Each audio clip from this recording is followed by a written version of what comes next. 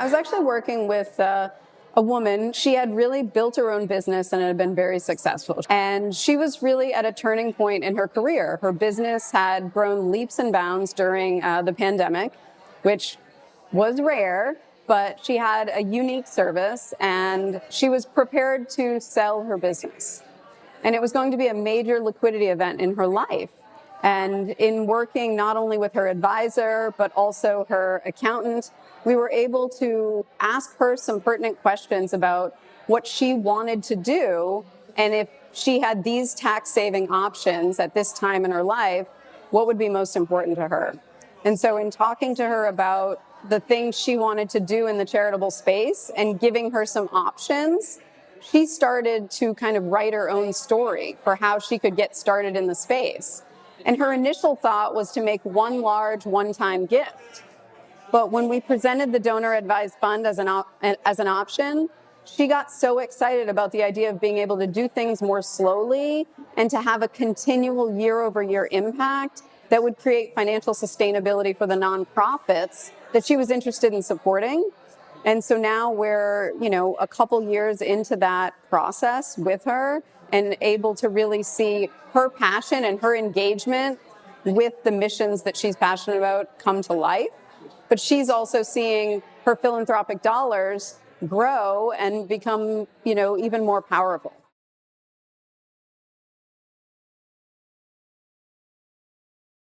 For years, I was encouraging people to open donor-advised funds, and actually, probably about a year into that, I decided I needed to open one myself, right? Because how can you tell someone to do something if you yourself have never done it? And so I learned firsthand, how easy it is to manage your charitable giving with a donor-advised fund. And not only are you able to streamline the giving and keep documents and see impact and change, but you're able to really, truly, over the years, see the difference you're making, but also work with your financial advisor to make sure that your portfolio of assets is best being managed by moving certain assets into your donor advised fund when there's an opportunity to maybe, save yourself some money and not necessarily be using cash on hand to make your charitable gifts.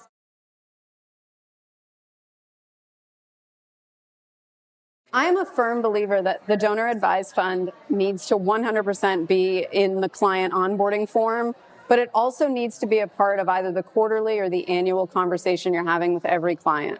Because I think more often than not, people are making donations, both small and substantial, but they're not thinking about it, right? They get asked to make a gift and they write the check, or they have their credit card swiped because they want the points.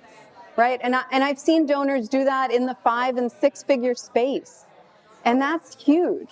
But if their financial advisor was working with them to really, truly understand that there are some pivotal times throughout the year while their account is under review, or they're working to, move some stocks or liquidate certain assets and they're taking on capital gains, that if the charitable giving and the donations were a part of the conversation with the financial advisor, they could more effectively manage the portfolio.